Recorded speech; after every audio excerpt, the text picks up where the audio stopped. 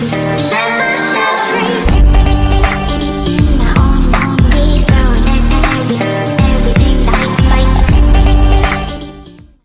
Hey, what is going on, ladies and gentlemen? This is DJ Clan Smasher, and today I'm bringing you another episode of Dragons. And why am I bringing Dragons up again?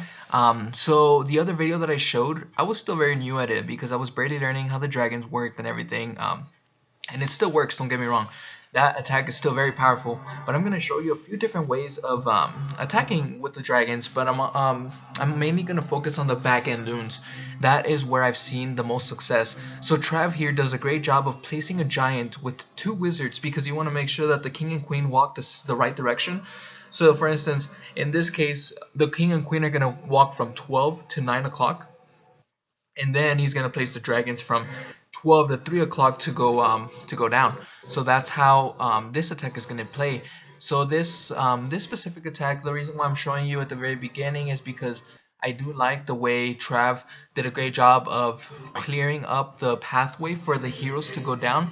Unfortunately, the queen did not take down the lava hound, the air defense, so that was very inconvenient, but no worries there. Trav still did a great job of just keeping up with the attack. So send in the lava hound just to take some hits for the dragons, and then after that places a rage spell. And even though there is witches in the clan castle, it's not gonna give it's not gonna be very difficult for Trav to get through this base.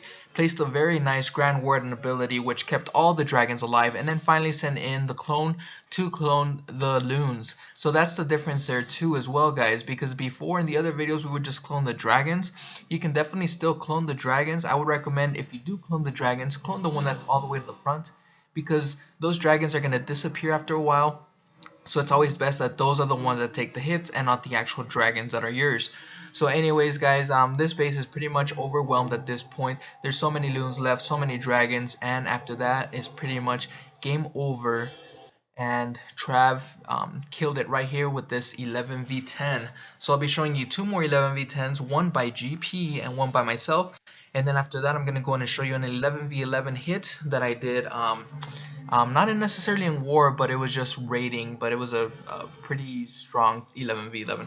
So anyways, guys, GP, I believe he was trying to get that that air defense. Didn't really use a funnel here, just the heroes. Was hoping that the king would tank for the queen and then be able to take care of that air defense at the bottom section.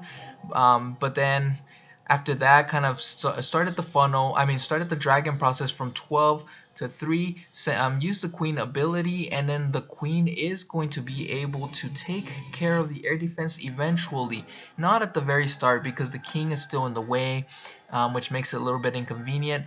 And then this time GP actually sends in the from 12 o'clock section, so it does go over and is pretty much tanking for the dragons. So then sends in a clone for the loons, goes straight for the inferno and rages that section, which takes care of the inferno, and then after that they go for the wizard tower. So good stuff there. And then the dragons are still overwhelming this base, guys. And check it out, guys. Look at how many spells GP has left. That's right, one rage spell and one haste spell, and he's just gonna pretty much keep those spells because there is no reason for him to use them. Pretty much swag city here, didn't even have to place them or swag them to end with. So anyways, guys, great job GP on that attack. And now I'm gonna go and show you the back end portion as far as what I mean and how I prefer to use the lava with the loons. So I attack this base, and it was a fresh dip attack. So notice here, guys, so there is the air defenses on the top section, and then I didn't want my heroes to go the wrong section, so I trimmed some of those army camps, because at that point, look, watch, you see that archer tower? I don't want that archer tower to target my queen, so I placed the king first, making sure that the king took the hits, and then the queen was going to be able to take care of that archer tower and move up to take care of that air defense. As you can see, that's in between the cannons. Then after that, I was free to start my dragon portion of this attack. And then notice how at the very beginning I placed a dragon and then two loons. Dragon will take hits, and then the two loons to take care of the archer tower. So you can go ahead and back up on the video if you'd like to see what I mean.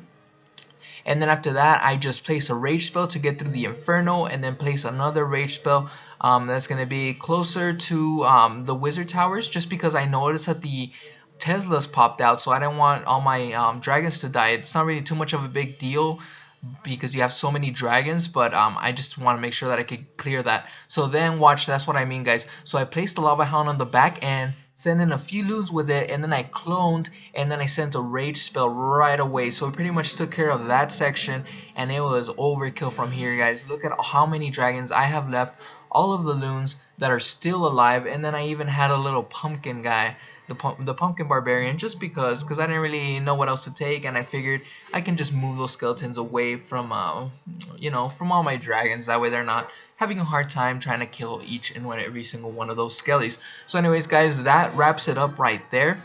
I was going to show you a live attack. Unfortunately, my Wi-Fi was going crazy, so as I was attacking, I got the little red-orange doom Wi-Fi signal, so I didn't want to show you that live replay. So instead I just went and actually showed you the replay once my connection was a lot better. So anyways, I sent in the king, sent in the queen to take care of the 2 air defenses, because I noticed that the king and queen can get the air defenses at the bottom. Then I sent in the dragons to kind of make the queen walk the right way, because she was about to deviate the wrong way. So then I just placed more dragons to take care of those troops, I mean the defenses. And then after that I sent in the rage spells on both sections, and then I sent in the Grand Warden ability just before the eagle was about to hit, just to try to keep my troops alive longer. And then I hasted, I cloned first the loons, and then I hasted and raged. So this one was a little different. Actually, I didn't haste at the beginning, I just raged. And then I put a haste in the middle. But anyways, I didn't send the back end loons in this section. It was kind of weird. It wasn't back end, it was more of like towards the right, but I didn't send them directly with the dragons. So that's what I mean by back end. So it's a little bit different, guys. Just wanted you guys to know how to do this kind of attack, because it is very useful. And if you happen to not get a 3, it's definitely a high percentage 2-star. So if you're always depending on that percentage, it's definitely one of those go-to attacks. So anyways, guys, thanks for tuning in with me. This is DJ Clan Smasher, and don't forget to don't forget to keep calm and clash on. And I'll see you guys in the next episode. I'll be showing more 9v9 hits, more 10v10, 11v11. So definitely subscribe and like the video if you haven't already.